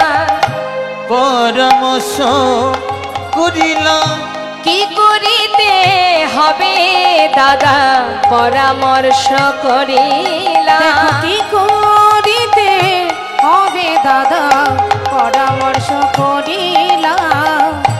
নিমন্ত্রণের লাগি প্রভু শিবাসী পাঠাইলা, দেখো নিমন্ত্রণের লাগি প্রভু শিবাসী পাঠাইলা। নিত্যানন্দ প্রভু বললেন, নিমাই যদি হরিনাম যজ্ঞ করতে চাস সর্বগ্রে সমস্ত নবদ্বীপের সাধুগুরু বৈষ্ণবকে নিমন্ত্রণ করবি, গুরুকে নিমন্ত্রণ করবি, সাধুগুরু বৈষ্ণবকে। কি সমস্যা হয়েছে বলুন তো? এখানে গল্প শেষ হয়েছে, আপনাদের গল্প শেষ হলে তবে আমি কীর্তন করব। বাড়িতে গল্প, যেখানে সুযোগ পাবেন গল্প, আবার হরিবাসরে বসেও গল্প। আমার তো মনে হয় না যে কথা আপনারা আলোচনা করছেন তার থেকে দামি কথা এখানে ভগবত কথা আলোচনা হচ্ছে। ওটা নিশ্চয়ই দামি নয় এই হরিনামের থেকে। ভগবানের নাম হবে কখন? দিবস রাজনী আবল তাবল পাচালো পড়িতে পারো, তাহারও ভিতরে একবারও কি কৃষ্ণ বলিতে না? সে কথা বাদ দিলাম, বাড়িতে কৃষ্ণ নাম করার সময় নেই, এখানে বসেও কৃষ্ণ নামকে করা যায় না? কমিটির ভক্তরা আপন আপন কর্ম ছেড়ে জীবের দ্বারে দ্বারে তিল তিল করে একটু একটু করে সকলের কাছ থেকে ভিক্ষা করে আজ এই সুন্দর হরিবাসর হরিনামামৃত সুধা দান করছেন। কি জন্য করছেন? তাদের লাভের জন্য? জীবের কল্যাণের জন্য, সমাজের মঙ্গলের জন্য। যেখান থেকে এসেছি আসার পথটা সবাই ভুলে গেছি, সেই পথটাই যাতে আবার আমরা জানতে পারি, যেতে পারি, সেই পথ পরিষ্কার করবার জন্যই এই হরিবাসর। নিজেকে জানার জন্যই হরিবাসর। আগে নিজেকে চিনতে হবে, আর নিজেকে চিনতে গেলে এই হরিবাসরে বসে লীলা কথা, ভগবত কথা, সাধুগুরু বৈষ্ণবের কৃপা, চরণধুলি, গুরু কৃপা, এগুলো লাভ করতে হবে। তবে তো তুমি নিজেকে জানতে পারবে। সাধের কৃষ্ণ ভজনের মানব জনম পেয়েছি বাবা। কি জন্য পেয়েছিলাম? সংসারের মধ্যে আমার আমার করে মারামারি কাটাকাটি করার জন্য? কৃষ্ণ ভজিবার তরে সংসারে আইনু, মিছে মায়ায় বদ্ধ হয়ে বৃক্ষ সম হইল। এসেছিলাম কৃষ্ণ ভজন করব বলে। সময় কোথায়? মায়া তো আমাদেরকে গ্রাস করে নিয়েছে। এমন ভাবে মায়া গ্রাস করেছে যে আমরা আমাদের ঠিকানাটাও ভুলে গেছি। কি আমার পরিচয়, কোথায় আমার ঘর? ওই যে মাটা ওইদিকে পিছন ঘুরে আছে, আমাকে দিকে একটু ঘুরতে বলুন তো। আমার দিকে তাকান, ওই দিকে কিছু নেই, এই দিকে। আচ্ছা মা বলুন দেখি, আপনার বাড়ি কোথায়? ব্লু কালারের যে চাদরটা গায়ে দেওয়া, আপনি বলুন আপনার বাড়িটা কোথায়? বলুন বলুন না, জিজ্ঞাসা করছি তো, বাড়িটা কোথায়? হ্যাঁ জোরে বলুন। আমি তো আপনার মেয়ের মতো, লজ্জার কি আছে? বাড়ি নেই? বাড়ি নেই আছে, ঠিকানা কোথায়? কৃষ্ণ কথা যদি নাই শুনবো তাহলে তো মুশকিল, ঠিকানায় তো জানবো না আমরা। হ্যাঁ আচ্ছা, পাশের জন্য মায়েরা যারা আছেন বলুন আপনাদের ঠিকানা কোথায়? শ্রীরামপুর, মানে এই শ্রীরামপুরে, তাই তো? খুব ভালো কথা। আচ্ছা, এর আগে আপনারা কোথায় এসেছিলেন জানেন কি? এখন না হয় শ্রীরামপুরে আছেন, এর আগে কোথায় ছিলেন? বাপের বাড়ি।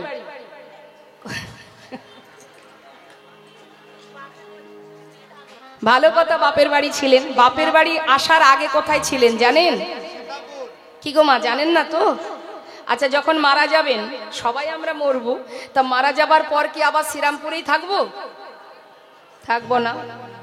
তাহলে আগে কোথায় ছিলাম জানি না, আবার মরার পরে, মৃত্যুর পরে কোথায় যাব সেটাও জানি না। জানি না তো, যেতে তো হবেই, যেখান থেকে আসা সেখানেই যাওয়া। তাহলে এটা আমার ঠিকানা হয় কি করে? এখানে তো দুদিনের জন্য আসা।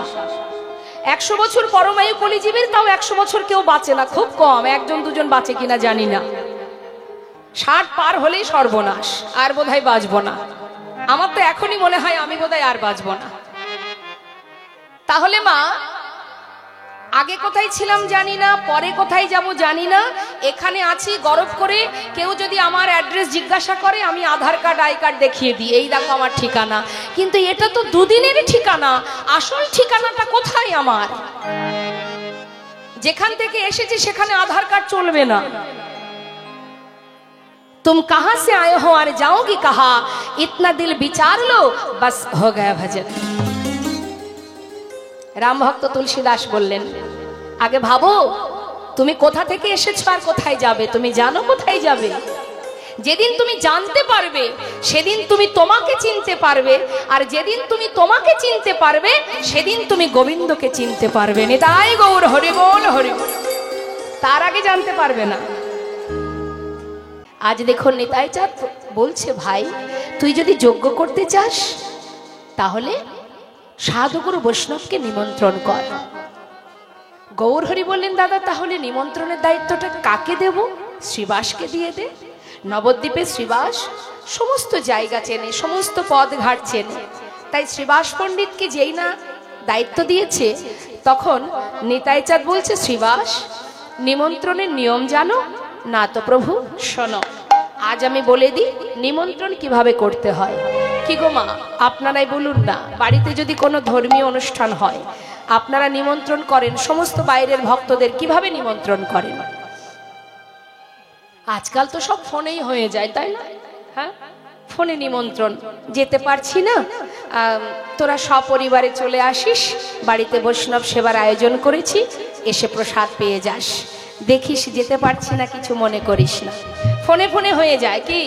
আগেকার সময়ে দেখেছি আমাদের ঠাকুমার সময় যে পত্র নিয়ে নিমন্ত্রণের যেখানে যেত যার বাড়িতে সেখানে গিয়ে নিমন্ত্রণ করে আসতো পান সুপারি হাতে করে নিয়ে।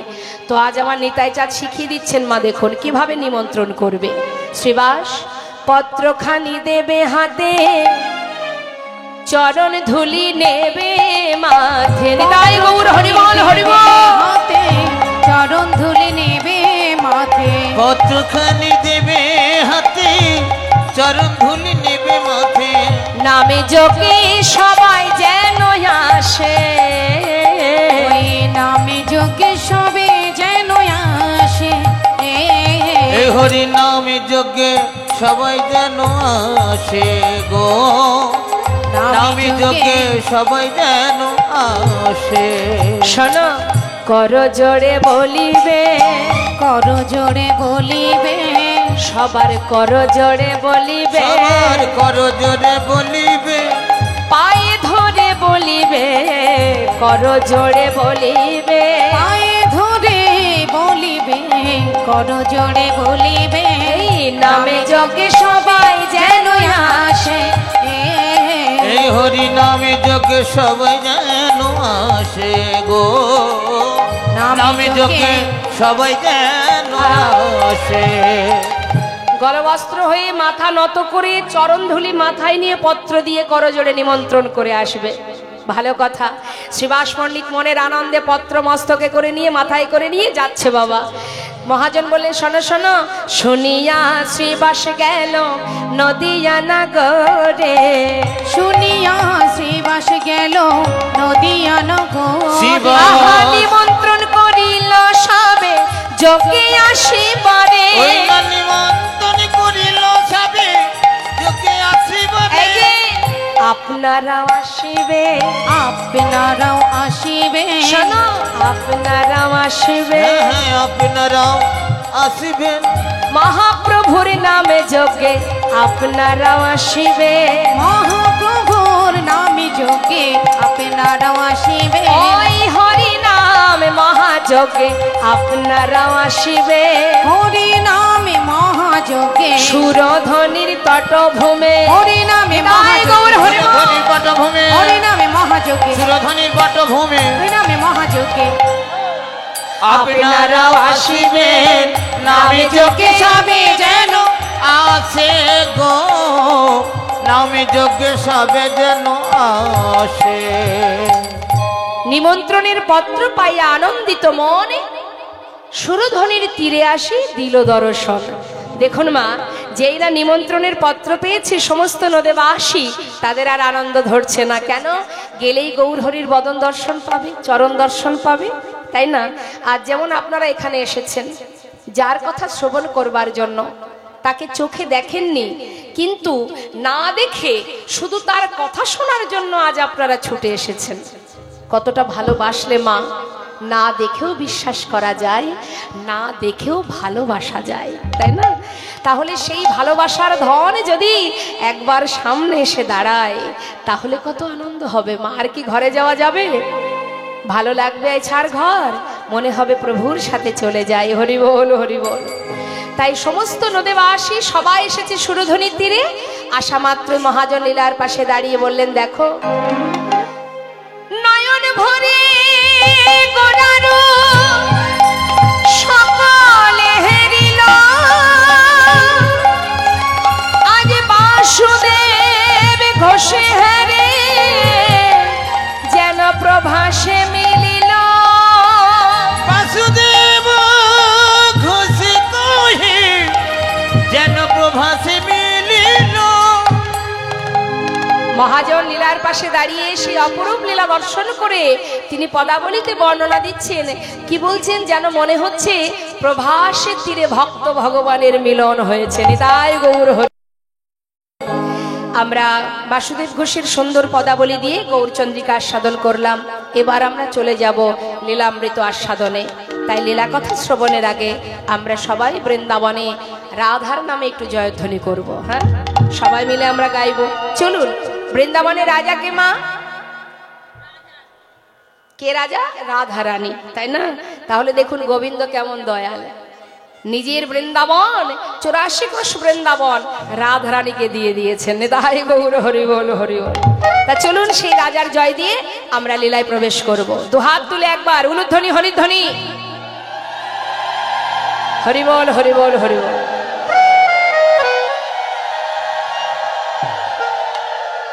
আচ্ছা, যারা দাঁড়িয়ে আছেন বুঝতে পারছি বসার জায়গা হয়তো পাননি, সেই কারণে দাঁড়িয়ে আছেন, কিন্তু দাঁড়িয়ে আছেন আমাকে দেখার জন্য তো নয়, কৃষ্ণ নাম শোনার জন্য। তা সেই থেকে দাঁড়িয়ে আছেন আমি দেখতে পাচ্ছি।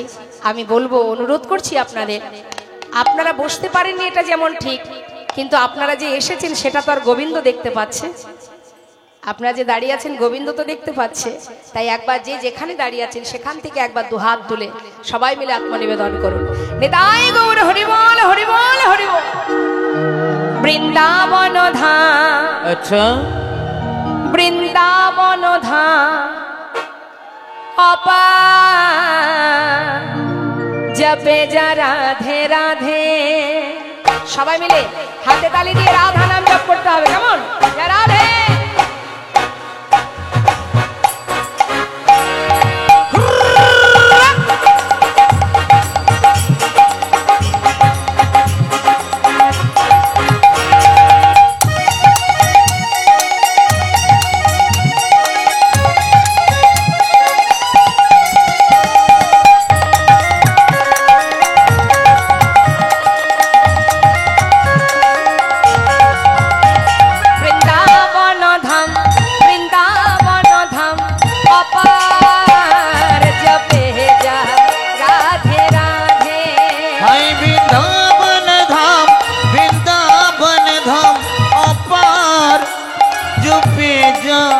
राधे राधे जपे जा राधे राधे, भजे जा राधे राधे। जपे जा राधे राधे, भजे जा राधे राधे। राधे अली बेली, राधे अली बेली सरकार, जपे जा राधे राधे। राधे अलबेली, राधे अलबेली सरकार, जपे जा राधे राधे।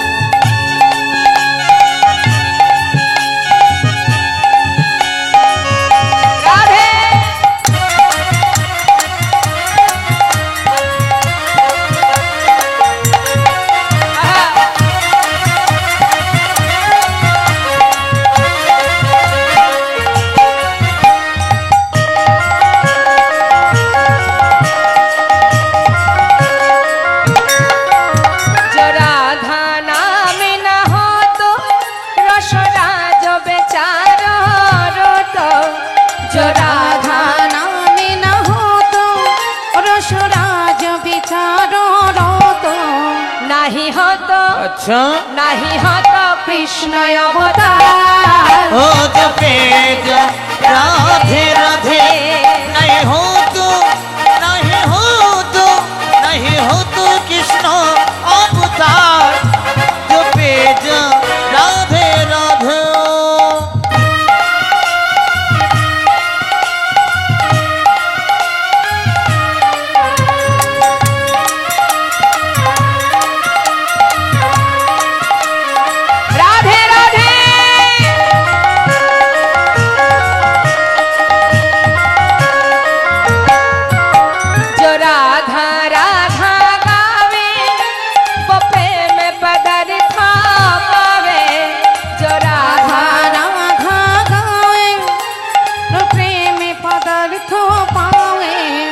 কথাটা মহাজন বললেন, যদি কেউ রাধা নাম করে সে কৃষ্ণ প্রেম লাভ করবে। তার মানে বুঝতে পারছেন মা কি বলতে চাইছে? আশ্রয়কে ঠিকঠাক আশ্রয় করো, বিষয়ের জন্য চিন্তা করতে হবে না। আশ্রয় ঠিকঠাক হলেই বিষয় পেয়ে যাবে। মানে একটার সঙ্গে একটা ফ্রি। মানে বাজারে যেমন কলগেট কিনতে গেলে কলগেটের সঙ্গে একটা জিনিস পাই না আমরা, কি পাই? ব্রাশ। বাজারে গিয়ে কি আমরা বলি একটা ব্রাশ দিন? দরকার হয় না, কলগেট কিনলেই ব্রাশ ফ্রি। ঠিক তদ্রূপ আশ্রয় যদি ঠিকঠাক করতে পারো, আশ্রয়ের সাথে সাথে তুমি অনায়াসে বিষয় পাবে। কেমন? মহাজন বললেন, जो राधा राधा गावे वो प्रेम पदार्थ पावे, जो राधा राधा गावे जो प्रेम पदार्थ पावे, वो कहे जाए अच्छा। वो कहे जाए बेड़ा पार, आज बेटा राधे राधे बक हो जाए बिना पार जो बेटा राधे राधे वृंदावन धाम पार, जो बेड़ा राधे राधे भोजे जा राधे राधे जो बेटा राधे राधे। বলিয়ে প্রেম সে রাধা রানী কি। সবাই হাত তুলবেন যদি বৃন্দাবনে যেতে চান। বলিয়ে রাধা রানী কি, বৃন্দাবন ধাম কি, বাঁকে বিহারী লাল কি। রাধে শ্যাম রাধে রাধে রাধে। খুব সুন্দর। আজ এই মহতি হরিবাসরে সারাদিন ব্যাপী আপনারা ভগবানের কলিজীবের সেই যে শ্রেষ্ঠ ধন মধুমাকা হরিনাম সংকীর্তন, সেই মহানাম যজ্ঞের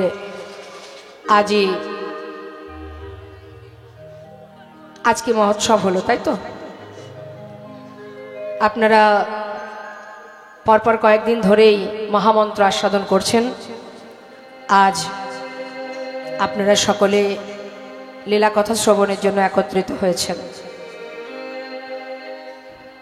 সুন্দর হরিবাসর, অগণিত ভক্ত সমাগমের এই মহতি হরিবাসরটা আলোকিত হয়ে আছে। সবাই মিলে আমরা একত্রিত হয়েছি আত্মার সেবার জন্য, পরমাত্মার সেবার জন্য। এই যে স্থানটি দেখতেই পাচ্ছেন আপনাদের সম্মুখেই রাধা গোবিন্দের যুগল মূর্তি, অর্থাৎ এই জায়গাটি কিন্তু এখন আর অন্য কোনো জায়গা ভাবলে হবে না। সেই গোলক ধাম ভগবান শ্রীকৃষ্ণ আমার, আমরা তো তারই সন্তান মা, সেখানেও আমাদের একটা পরিবার আছে। এই সংসার জীবনে যেমন একটা পরিবার আছে, সেখানেও একটা পরিবার আছে। তবে সেই পরিবারটা কি? সেটা হলো কৃষ্ণ পরিবার। তাই সেই ভগবানের পরিবারেরই আমরা সন্তান, আমরা সেই ভগবানের পরিবারেরই সদস্য, তারই অমৃতের সন্তান আমরা। তো আজ এই মুহূর্তটাকে আমরা সেই অপ্রাকৃত জগৎ, অপ্রাকৃত স্থান এবং আত্মার সেবার এই সুন্দর বাজারে, সাধুর বাজারে আমরা চিত্ত নিবেশ করে স্থির মনোভাব নিয়ে লীলা আস্বাদন করব। ভালো লাগছে সম্মুখে মায়েরা আছেন, কিন্তু বারবার বলবো আমি, লীলা আস্বাদনে যখন এত কষ্ট করে বসে আছেন, চিত্তটা যেন স্থির থাকে। কারণ আমাদের মন খুব চঞ্চল। মন যদি স্থির করতে না পারি, তাহলে কৃষ্ণ নাম শোনা হবে না। যতই এখানে আমি 3 ঘন্টা দাঁড়িয়ে যতই কৃষ্ণ নাম বলি না কেন, আমাদের আপনাদের মন যদি স্থির না থাকে, তাহলে কিন্তু কানে কিচ্ছু ঢুকবে না। তাই সেই চঞ্চল মনকে স্থির করতে হবে, চিত্তকে স্থির করতে হবে, তবেই ভালো লাগবে। তো যেহেতু ভোগ হয়ে গেছে, আজ মহন্ত বিদায় হয়েছে, সেই কারণে আজ এই মুহূর্তে আমরা আস্বাদন করব ভগবানের সেই মধুর লীলা, শেষ লীলা, অন্তিম লীলা, যার পরেই প্রভু আমার বৃন্দাবনে এসেছিলেন, সেখান থেকে কলিতে এসেছিলেন। সেই লীলাটি হলো কি? প্রভাস যজ্ঞ। নিতাই গৌর হরিবোল, হরিবোল গৌর।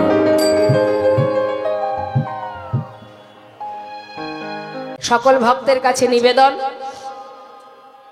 আমরা তো লীলা আস্বাদন করছি, সেই সাথে সাথে একটা কথা বলবো, আপনাদের কাছে কমিটির ভক্তবৃন্দ যাচ্ছে।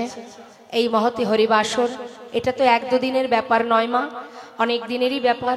যিনি বিশ্ব ব্রহ্মাণ্ডের মালিক, তিনি সবকিছুর মালিক হয়েও ভক্তের কিঞ্চিত ভিক্ষা, ভক্ত যেটুকু দেন, যেমন ভাবে দেন, তাতেই খুশি হন।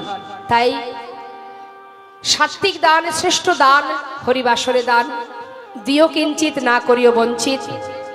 তবে একটা কথা বলবো, কৃপণতা করবেন না, কারণ আপনার কাছে যতটুকু যা আছে সবে কিন্তু তার কৃপায়, অর্থাৎ তিনি সবই জানেন।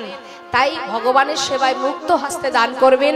যাচ্ছে কমিটির ভক্তবৃন্দ, তারা সবাই আপনাদের কাছে দাঁড়ে দাঁড়ে যাচ্ছে, বঞ্চিত করবেন না। এটাই হলো উপযুক্ত সময়, দান করলে তার একটা পুণ্য অর্জন হয়। তবে একটা কথা বলবো, দানের পিছনে কোনো উদ্দেশ্য রাখবেন না। হ্যাঁ, উদ্দেশ্য করতে নেই, আমার এটা যেন হয় ওটা যেন হয়, চাইবার কোনো দরকার নেই মা, না চাইতেই সব পাওয়া যায়। কৃষ্ণ ভক্ত সুদামা যে কৃষ্ণের কাছে কোনোদিন কিচ্ছু চাইনি, সেই ভগবান কৃষ্ণের রাজ সিংহাসনে বসেছিলেন কৃষ্ণের ভক্ত সুদামা। তাই চাইবার কোনো দরকার নেই, শুধু এইটুকু প্রার্থনা করুন, তুমি যেটুকু আমাকে দিয়েছো তার থেকে কিঞ্চিত তোমায় দিলাম, যেন তোমার সেবায় লাগে। এই প্রার্থনা নিয়ে প্রাণ ভরে সবাই দান করবেন, কেউ বঞ্চিত করবেন না। দানের যতটুকু দান করবেন তার দ্বিগুণ ফিরে পাবেন যদি মুক্ত হস্তে সাত্বিক মনে দান করেন। কেমন কথা কেউ বলবেন না, মন দিয়ে লীলা শ্রবণ করুন। এবার দেখুন মা, বৃন্দাবনে যখন গোবিন্দ চলে গেলেন, বৃন্দাবন থেকে চলে যাবার পর বৃন্দাবনের কি অবস্থা। শ্রীমতী রাধারানী আমার ক্ষণে চৈতন্য ক্ষণে অচৈতন্য।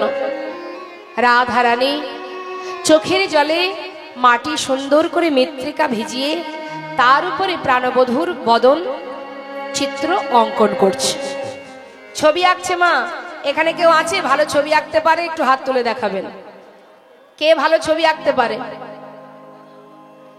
কি হয়েছে আমার এই মায়ের? কি হলো ও মা, কি হয়েছে আপনার? হ্যাঁ, কি ঘুম আসছে নাকি? ঠিক ঘুম পেয়েছে। একটা গান আছে না, ঘুম পেয়েছে বাড়ি যা। যাক যাক, হরি বল, একটু যেতে দিন, যেতে দিন।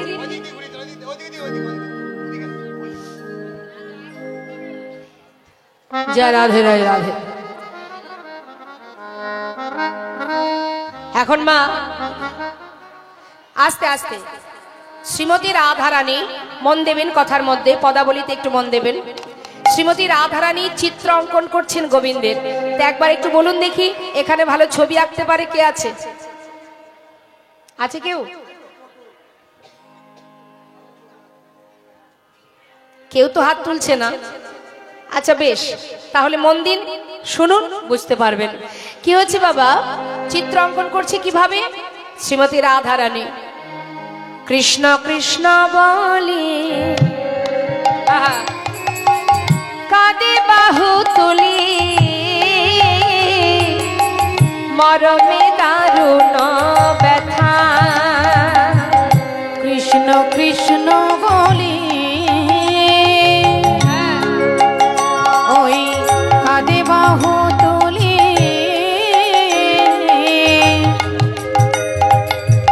মরমে দারুণ ব্যথা।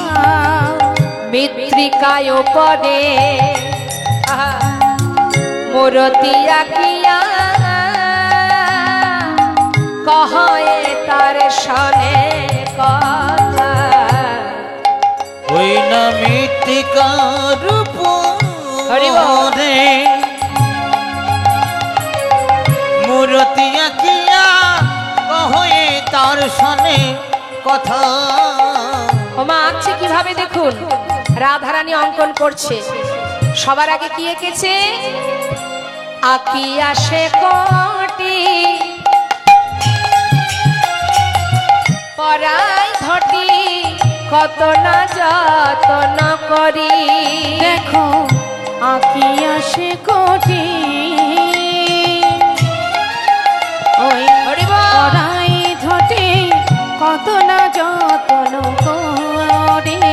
আমার নাভি সরব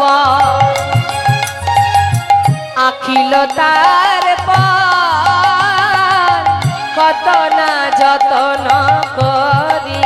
ওই না নাভি সরব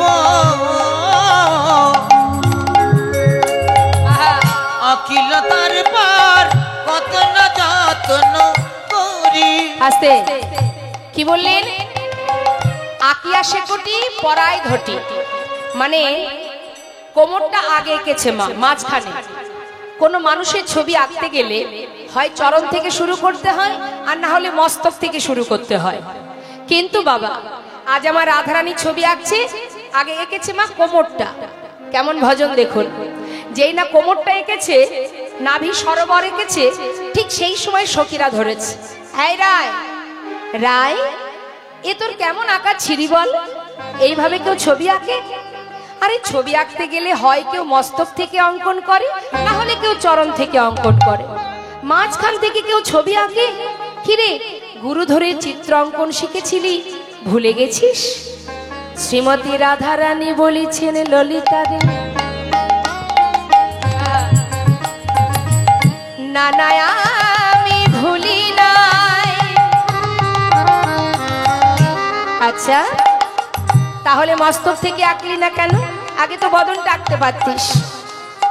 ওরে ললিতা রে,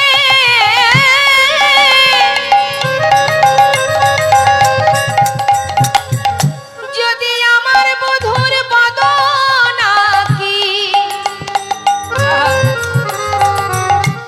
ওই জোড়া ভুরু বাঁকা নয়ন যদি একবার আমি দেখি, আমার দুটি নয়ন জলে ভরে যায়। আমি কেমন করে আঁকবো বল?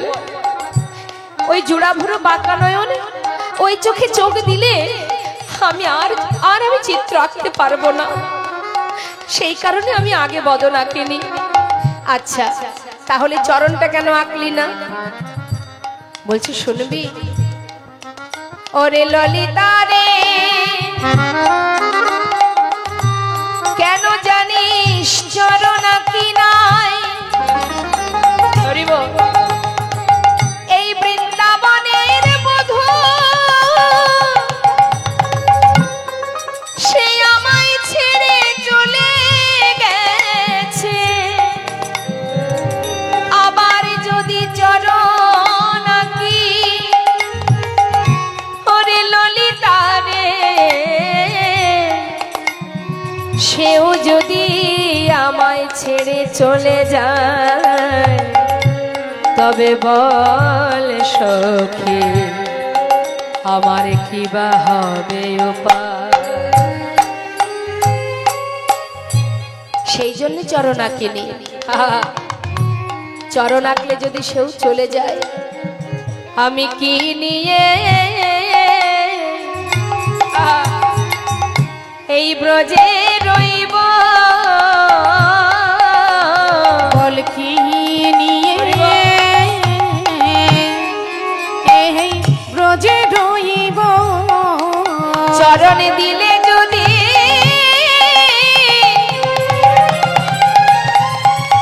সে চলে যায়, আমি কি নিয়ে এই ব্রজে রইব?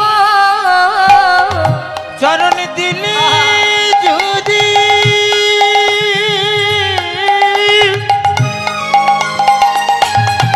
হরিব সে চলে যাই রে, সখী রে কি দিকে বুঝে আবার আঁকছে মা কি বললেন? বাহু দুটি আঁকি। শ্রীমতী রাধারানী নাভি সরোবর এঁকেছে, আর কোমরটা আগে এঁকেছে। তারপরে কি আঁকছে? আহা, নাভি সরোবর আঁকিল, তারপর কত না যতন করি। নাভি সরোবর আঁকিল, তারপর কত না যতন করি। হরে কৃষ্ণ।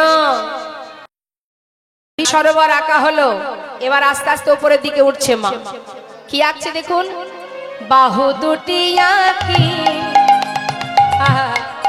দেখো ছলো ছলো আঁখি, বাঁশিটি দিল সেই করে। বাহু দুটি আঁকি,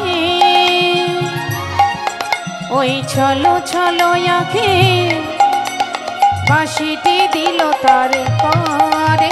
কণ্ঠ কুম্ভ কিবা অনুপম শোভা আঁকিল পরে পরে। কণ্ঠ কুম্ভ কিবা ওই অনুপম শোভা আঁকিল তারপরে পরে। দুহাত এঁকেছে, তারপরে বাঁশিটা এঁকে দিয়েছে, তারপরে কণ্ঠটা এঁকেছে। কত সুন্দর ভজন দেখুন। আর বলছে বধূ তুমি একবার কথা বলো, তুমি আসো বা না আসো তাতে কোনো ক্ষতি নাই, শুধু একবার তুমি কথা বলো। আহা, কণ্ঠ পর্যন্ত এঁকেছে মা। অনেক সময় দেখবেন ভালোবাসার মানুষ যে যাকে ভালোবাসে, সন্তান বলুন স্বামী বলুন যাকেই হোক, যদি সে চোখের থেকে দূরে থাকে, আমরা তারই কোনো একটা ছবি সম্মুখে নিয়ে তার সাথে কথা বলি না। আজ আমার রাধারানী ঠিক তাই করছেন। মাটির উপরে চোখের জল দিয়ে মৃত্তিকা ভিজিয়ে আজ রাধারানী, আমার প্রেমময়ী রাধারানী, তিনি বলছেন বধূ তুমি ফিরে আসো বা না আসো, অন্তত একবার কথা বলো। আহা, কণ্ঠ পর্যন্ত আঁকার পর বাকি রইল কি মা? বদনটা।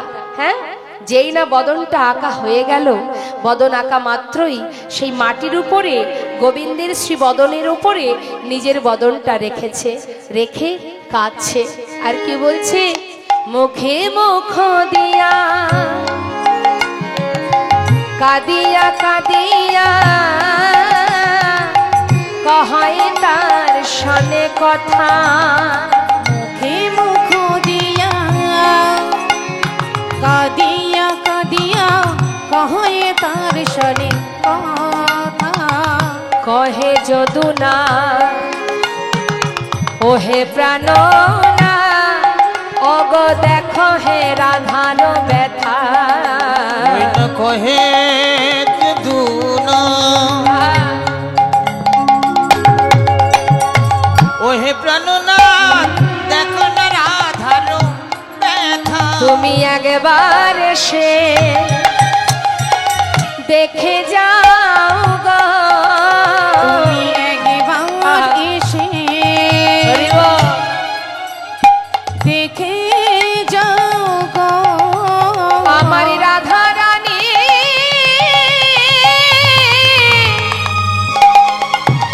ও সে কেমন আছে,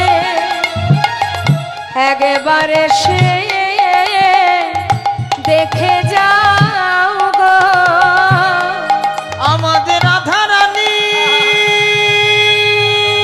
হরি বল হরি বল। সে কেমন আছে তুমি একবার এসে দেখে যাও গো। ও সে কেমন করে, কেমন করে বাজবে বলো, ফিরে আসো কি বানাই আসো।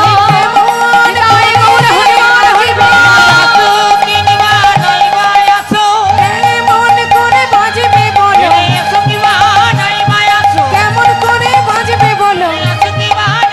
আমাদের রাধা রানী কেমন আছে, ওই না কহে যদুনা ওহে প্রাণনাথ দেখো না রাধার ব্যথা। দেখো কহে যদুনা ওহে প্রাণনাথ দেখো না রাধার ব্যথা। সমস্ত বৃন্দ